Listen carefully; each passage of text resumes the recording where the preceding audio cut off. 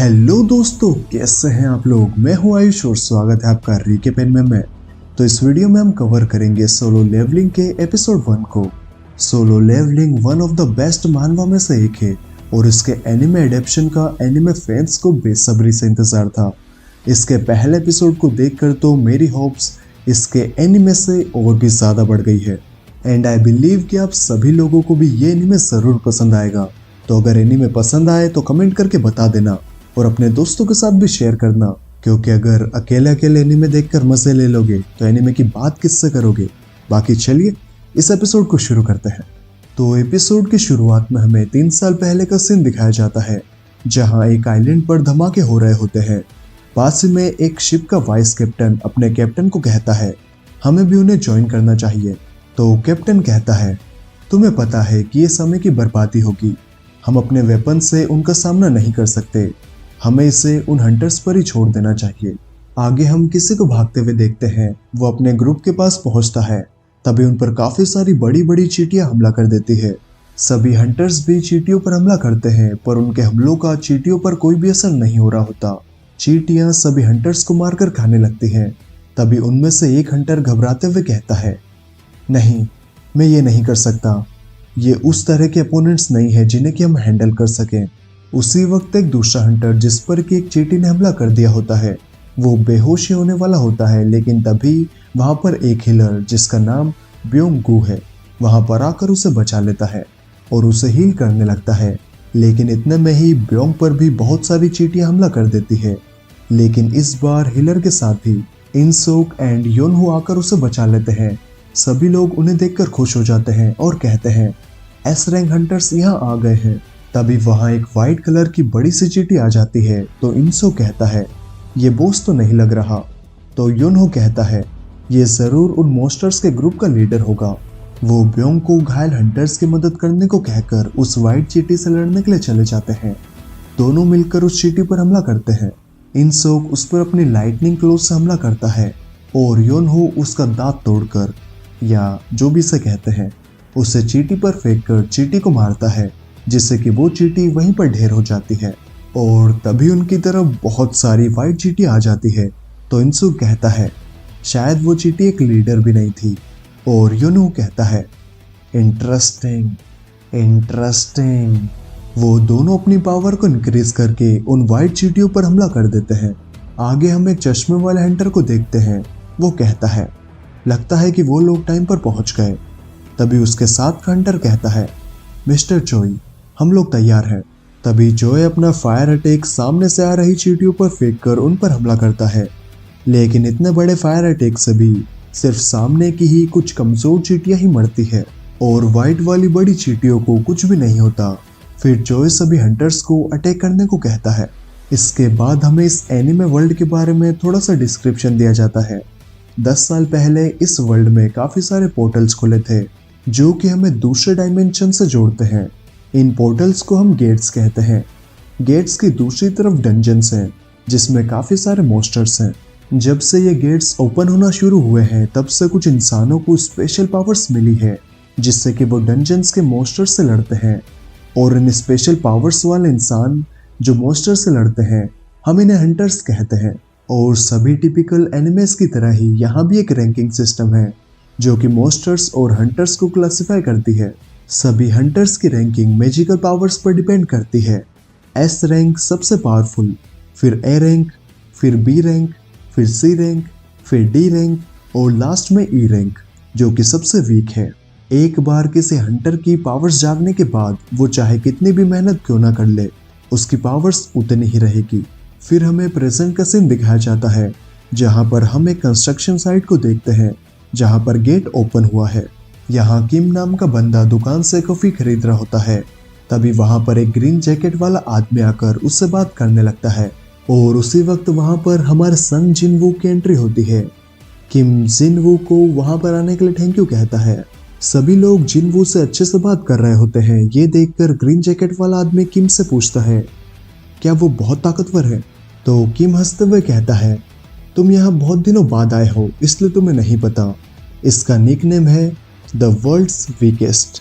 तो green jacket वाला Hunter कहता है वीकेस्ट, स्ट्रॉन्गेस्ट नहीं, किम जवाब देता है, स्ट्रॉन्गेस्ट को तो हम एस रैंक हंटर्स कहते हैं, ये तो ई रैंक के डंजन्स में भी घायल होकर आता है। चलो बाकी इस बारे में बाद में बात करते हैं, कहीं वो हमें सुन ना ले। जिन वो उनकी बात सुन लेता है, लेकिन वो कर ही क्या सकता है, जो सच है वो सच है। उसी वक्त एक लड़की वहां पर आकर जिनवो से कहती है, क्या तुम फिर से जख्मी हो? जिनवो कहता है, मिस जूही, क्या आप भी इस रेड का हिस्सा हैं? जूही कहती है, हाँ, लेकिन ये चिंता की बात नहीं है, तुम्हारे चेहरे पर फिर से ये चोट कैसे लगी? जिनवो कहता है, मुझे ये हंटिंग के दौरान लगी थी। जब मैं ई रैंक के डंजन में गया था तब मैं अकेला था जो कि जख्मी हुआ था, जिसकी वजह से मुझे हॉस्पिटल भी जाना पड़ा था। तो जूही पूछती है, आखिर ये कैसे हुआ? जिनवो बताता है कि उसके ग्रुप में कोई भी हीलर नहीं था, क्योंकि उसे छोड़कर बाकी के सभी हंटर्स हाई रैंकिंग के थे। जूही कहती है, उन्हें कम से कम एक हीलर को तो रखना चाहिए था। जिनवो कहता है, कोई बात नहीं, ऐसा नहीं है कि वो ज़्यादा ताकतवर है, मैं ही बहुत ज़्यादा कमज़ोर हूँ। बाकी चलिए, लगता है सभी लोग डंजन के अंदर जा रहे हैं, अब हमें भी चलना चाहिए। आगे हम देखते हैं कि सभी लोग डंजन के बाहर खड़े होते हैं। इस रेड के लीडर मिस्टर संग होंगे। वो कहते हैं, अगर किसी को आपत्ति ना हो तो मैं इस रेड को लीड करना चाहूँगा, जिसके लिए सभी राजी हो जाते हैं क्योंकि मिस्टर सोंग की रैंक वहाँ पर सबसे हाई थी। किम जिनवो से कहता है कि हमारे पीछे ही रहना और घायल मत होना। सभी लोग डंजन के अंदर चले जाते हैं। जिनवो भी अपने छोटे से खंजर के साथ अंदर जाते हुए कहता है, इस बार मैं अपना बेस्ट दूंगा। इसके बाद हमें हंटर एसोसिएशन के प्रेसिडेंट गो को दिखाया जाता है। उनका आदमी उनसे पूछता है कि उनकी गवर्नमेंट के साथ मीटिंग कैसी रही, तो गो बताता है, हमेशा की तरह वो यही कह रहे थे कि डंजन ब्रेक नहीं होना चाहिए, और उन्होंने हमें डंजन से मिले सामान को भी रेगुलरली सप्लाई करने को कहा है। वैसे उनकी रिक्वेस्ट में कोई बुराई भी नहीं है, हम लोग डंजन में मिले सामान को ही सेल करके अपनी जिंदगी जी रहे हैं। फिर गो अपना ड्रॉवर खोलकर उसमें से एक मैजिकल जेम निकाल कर कहता है, डंजन के मॉन्स्टर्स को मारकर हमें ये मैजिकल जेम्स मिलते हैं, जिन्हें हम पैसे के लिए बेच भी सकते हैं। तभी हम जिनवो के हाथ में भी एक मैजिकल जेम देखते हैं। वो कहता है, आखिरकार मुझे एक मिल ही गया। लेकिन तभी उस पर एक मॉन्स्टर हमला कर देता है, तो जिनवो अपने खंजर से उसके अटैक को रोकता है और मॉन्स्टर पर काउंटर अटैक करता है, लेकिन वो खंजर टूट जाता है और वो मॉन्स्टर अपनी तलवार जिनवो के पेट में घुसा देता है।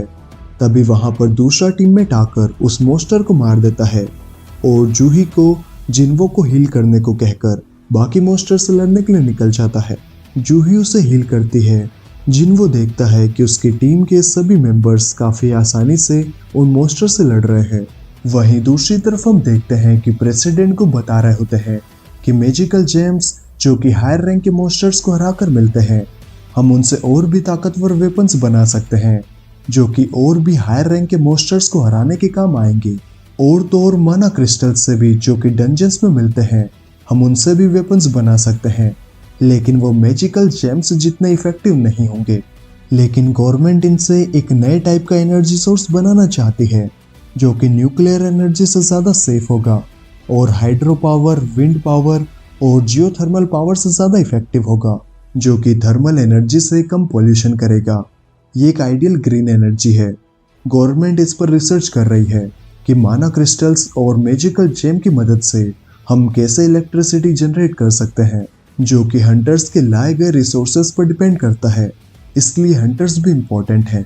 आगे हम देखते हैं कि मिस्टर सोंग बाकी सारे टीममेट्स के साथ मिलकर एक वुल्फ मॉन्स्टर को हरा देते हैं और सभी खुश होकर कहते हैं कि हमने बॉस को हरा दिया। जूही जिनवो को हील कर रही होती है। वो जिनवो से पूछती है, तुम हंटर का काम कर ही क्यों रहे हो? इस तरह लड़ने से तुम अपने आप को और भी रिस्क में डाल रहे हो। तो जिनवो उसे सॉरी कहता है। जिनवो को अभी तक सिर्फ एक ही मैजिकल जेम मिला था। उसे लगता है कि सिर्फ इतने से के लिए ही मुझे अपनी जान दांव पर नहीं लगानी चाहिए। तभी सभी टीममेट्स को एक गुफा दिखाई देती है। वो सोचते हैं, क्या ये डबल लेयर डंजन है? तो ये सच में होते हैं।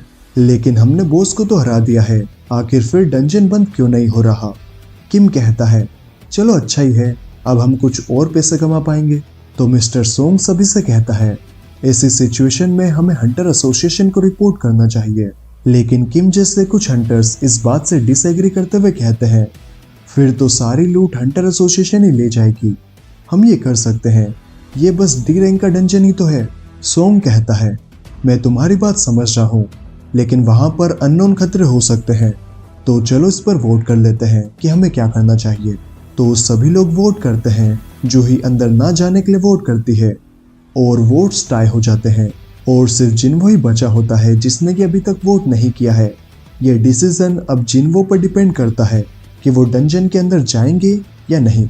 जिन्वो सोचता है, मेरे पास ज़्यादा पैसे नहीं है, मेरे पापा भी मिसिंग है, मेरी पूरी फैमिली की जिम्मेदारी मेरे ही कंधों पर है। जल्दी ही मुझे अपनी छोटी बहन को कॉलेज भी भेजना है और मेरी बीमार मम्मी के मेडिकल एक्सपेंसेस भी देखने हैं। मुझे अपनी फैमिली के लिए ये करना ही होगा। और वो अंदर जाने का फैसला लेता है। तभी हम दूसरी तरफ देखते हैं कि हीरो एसोसिएशन में सभी लोग ब्लैक क्रिस्टल पर अपने हाथ रखकर अपनी रेटिंग चेक कर रहे होते हैं। तभी वहां पर खड़ा एक रिक्रूटर स्टाफ इस हंटर एसोसिएशन के प्रेसिडेंट से बात करते हुए उसे बताता है कि हमने बी रैंक और सी रैंक के हंटर्स को हायर कर लिया है और उस हंटर एसोसिएशन का प्रेसिडेंट और कोई नहीं बल्कि ये चश्मे वाला मिस्टर चोई होता है। वो कहता है, बहुत अच्छे, ऐसे ही बिना किसी एज और जेंडर की परवाह किए जिसके पास भी टैलेंट है उसे शामिल करते रहो। लेकिन मुझे नहीं लगता कि ऐसा कोई टैलेंट है जो कि हमारे एसोसिएशन की चाहिए से स्ट्रॉन्ग होगा। आगे हम देखते हैं कि दो बाइक चोर एक लड़की का पर्स चुरा कर भाग रहे होते हैं, लेकिन तभी उनके सामने एक लड़की आ जाती है और उनके ऊपर से कूदते हुए बैग ले लेती है, जिसकी वजह से उसकी टोपी नीचे गिर जाती है। वो उस लड़की को उसका बैग लौटा देती है, लेकिन उसे देखकर सभी लोग पहचान जाते हैं कि वो चाई ही है, एस रैंक हीरो। तो सभी लोग उसे घेर लेते हैं, जिनसे बचने के लिए वो बिल्डिंग पर से कूदते हुए वहां से निकल जाती है। फिर हम गुफा में देखते हैं जहां पर सभी लोग काफी देर से चलने के बाद कहते हैं, ये रास्ता तो खत्म होने का नाम ही नहीं ले रहा, हम काफी देर से चल रहे हैं। उनमें से एक आदमी कहता है, बॉस को हराने के बाद 1 घंटे बाद गेट बंद हो जाता है और हम यहाँ पर 40 मिनट से हैं। अगर हम बॉस को हरा देते हैं तो हमारे पास बाहर जाने के लिए ज्यादा टाइम नहीं बचेगा। आगे हम देखते हैं कि जिन्वो जूही से माफी मांगते हुए कहता है, ये मेरी वजह से हो रहा है, मेरी वजह से तुम्हें यहाँ आना पड़ा। जूही कहती है, तुम्हें चिंता करने की कोई जरूरत नहीं है, मैं बिल्कुल ठीक हूँ। लेकिन जब जिन्वो दोबारा उससे पूछता है कि क्या वो सच में ठीक है, तो जूही बहुत गुस्सा हो जाती है और कहती है, नहीं, मैं बिल्कुल ठीक नहीं हूँ। वो जिन्वो को ब्लेम करते हुए कहती है, ये कितना खतरनाक मिशन है, तुम्हें पता भी है, मैं तुम्हें बड़ी मुश्किल से पूरी तरीके से हील कर पाई हूँ। अगर तुम्हारा घाव थोड़ा सा भी और गहरा होता तो तुम मारे जाते। ये बात तुम्हें समझ में नहीं आती है क्या? दिमाग विमाग नहीं है क्या तुम्हें? जिन्वो सोचता है, मैं बस जूही की वजह से ही जिंदा हूँ, क्योंकि वो बी रैंक की हीलर है और वो मुझे हमेशा हील कर देती है। जिन्वो जूही से माफी मांगता है तो जूही कहती है, मुझे तुम्हारी सॉरी नहीं चाहिए। फिर जूही शांत होकर थोड़ा शर्माते हुए कहती है, अगर तुम्हें मुझसे माफी मांगनी ही है तो क्यों ना तुम मुझे खाना खिलाने साथ ले जाओ। जिन्वो ये सुनकर चौंक जाता है तो जूही उससे पूछती है, क्या तुम मेरे साथ खाना खाना पसंद नहीं करोगे? तो वो हकलाते हुए कहता है, अरे नहीं नहीं, ऐसी बात नहीं है। लास्ट में सभी हंटर्स एक दरवाजे के पास पहुंच जाते हैं। उन्हें लगता है कि इसके अंदर ही डंजन का बॉस होगा। किम दरवाजे को देखते हुए कहता है, अगर ये बॉस का कमरा है तो ये इतना डेंजरस क्यों नहीं लग रहा? यहाँ तो बहुत सारे मॉन्स्टर्स होने चाहिए थे। फिर किम आगे बढ़ते हुए दरवाजा खोलते हुए कहता है, मैं यहाँ आकर खाली हाथ नहीं जाना चाहता। वहीं दूसरी तरफ हम हंटर एसोसिएशन के प्रेसिडेंट गो को देखते हैं। वो नए हंटर्स को भाषण दे रहा होता है कि तुम में से ही कोई फ्यूचर में अच्छा हंटर बनेगा, और ये बात हमेशा याद रखना कि डंजन्स हंटर्स के लिए भी जानलेवा होते हैं, तो अगर तुम्हें जिंदा रहना है तो हमेशा चौकन्ना रहना होगा। तभी जिन्वो का ग्रुप गेट खोलकर उसके अंदर एंट्री लेते हैं। सभी हंटर्स कहते हैं कि उन्होंने इस तरीके का हंटर लाइफ में पहली बार देखा है। आखिर यहाँ पर इतनी सारी मूर्तियाँ क्यों है? देखने में तो ये सदियों पुरानी लग रही है। कुछ ने तो हाथ में म्यूजिकल इंस्ट्रूमेंट भी पकड़े हुए हैं। फिर सभी का ध्यान सामने कुर्सी पर बैठी हुई एक बड़ी सी स्टेचू पर जाता है, जो कि वहां पर सबसे बड़ी मूर्ति थी। वो सभी सोचते हैं, ये तो बहुत अजीब बात है, यहाँ पर तो एक भी मॉन्स्टर नहीं है, ना ही कोई बॉस है, सिर्फ स्टेचूज हैं और उनके अलावा कुछ भी नहीं है। उसी वक्त मिस्टर सोंग की नजर एक मैजिकल सर्कल पर पड़ती है। वो उस सर्कल को ही देख रहे होते हैं कि तभी उनकी टीम का एक बंदा उन्हें कहता है, मिस्टर सोंग, यहाँ पर स्टैचू पर कुछ लिखा हुआ है। उस स्टैचू पर जो लिखा हुआ होता है मिस्टर सोंग उसे पढ़ना शुरू करते हैं। उसके ऊपर कुछ कमांडमेंट्स लिखे हुए होते हैं। The commandments of the Cartinan temple. सबसे पहला होता है लॉर्ड की पूजा करो। दूसरा होता है लॉर्ड की तारीफ करो। तीसरा होता है लॉर्ड पर भरोसा करो। और चौथा होता है अपनी वफादारी को साबित करो। और जो ये रूल्स फॉलो नहीं करेगा वो यहाँ से जिंदा बचकर नहीं जा पाएगा।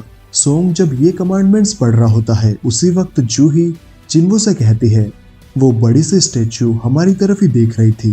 तो जिन्वो से कहता है ऐसा नहीं हो सकता, तुम्हें कोई वहम हुआ होगा। और तभी वहां का गेट बंद हो जाता है जो देखकर सभी घबरा जाते हैं क्योंकि उन्हें लगता है कि ये शायद कोई ट्रैप है। तो ये हंटर यहाँ से जाते हुए कहता है मुझे पता था ऐसा ही कुछ होगा, इसीलिए मैं यहाँ नहीं आना चाहता था। मैं यहाँ से जा रहा हूँ, मुझे कोई खजाना नहीं चाहिए। लेकिन जैसे ही वो गेट को टच करता है वहां गेट के पास खड़ी हुई स्टैचू उसे काट देती है। ये देखकर सभी की गोटी मुंह में आ जाती है। वो सोचते हैं क्या हमें इनसे लड़ना होगा? नहीं, ये नहीं हो सकता। जिन्वो घबराते हुए सोचता है अभी जो हंटर मारा गया उसकी रैंक क्या थी? Rank D. वो चाहे कितना भी वीक क्यों ना हो, वो डेफिनेटली मुझसे ज्यादा स्ट्रॉन्ग था। लेकिन उस मूर्ति ने उसे पलक झपकते ही मार दिया। पता नहीं क्यों लेकिन मुझे एक स्ट्रेंज फीलिंग आ रही है। मुझे नहीं लगता कि ये डंजन डी रैंक का है। आखिर ये स्टैचूज यहाँ क्यों है? और रुको, अगर ये सभी स्टैचूज हिल सकती है इसका मतलब है कि जिन्वो बड़ी वाली स्टैचू की तरफ देखता है और जिन्वो की और भी ज्यादा फट जाती है जब वो स्टैचू भी उसकी तरफ देखती है। जिन्वो सोचता है मैं कई बार लाइफ और डेथ वाली सिचुएशन से गुजर चुका हूँ। मैं अपनी पहले ही रेड में अपनी टीम से अलग हो गया था जिसकी वजह से एक बीस्ट ने मुझ पर हमला कर दिया था। और एक बार तो मैं भूख से मरने ही वाला था जब मैं एक ई रैंक के डंजन की मैच में फंस गया था। एक लोअर रैंक का डंजन भी मेरे लिए लाइफ और डेथ का मिशन है। सभी हंटर्स अपने मैजिकल चैम और माना क्रिस्टल से और भी पावरफुल वेपन्स लेते हैं ताकि वो पावरफुल मॉन्स्टर्स को हरा सके और ज्यादा पैसा कमा सके। लेकिन मेरे पास बस एक कमजोर सा खंजर है और अगर ये टूट गया तो मुझे अपने हाथों से ही मॉन्स्टर्स का सामना करना होगा। मेरे जूते भी फट चुके हैं और ये ऐसे ही चलता रहेगा। मैं पैसे कमाने के लिए ये खतरनाक काम करता रहूंगा और सरवाइव करने के लिए मुझे ये करना ही पड़ेगा। इसीलिए मैं अपने आसपास की चीज़ों को अच्छे से ऑब्जर्व करता हूँ। शायद तभी मुझे पता है। तभी जिन्वो सभी को चिल्लाकर नीचे झुकने के लिए कहता है। उसी वक्त बड़ी वाली स्टैचू अपनी आंख से लेजर बीम छोड़ती है जिससे कि उनके कुछ साथी वहीं पर जल जाते हैं और सभी लोग ये मंजर देखकर कांप जाते हैं। जिन्वो सोचता है यहाँ क्या हो रहा है? आखिर ये कैसे हो गया? हम यहाँ पर फंस चुके हैं और बाहर निकलने का कोई रास्ता नहीं है। क्या मैं मरने वाला हूँ? और इसी के साथ में ये एपिसोड यहीं पर खत्म हो जाता है। तो ये वीडियो आपको कैसे लगी मुझे कमेंट करके जरूर बताएं और वीडियो अच्छी लगी तो यार एक लाइक तो बनता है।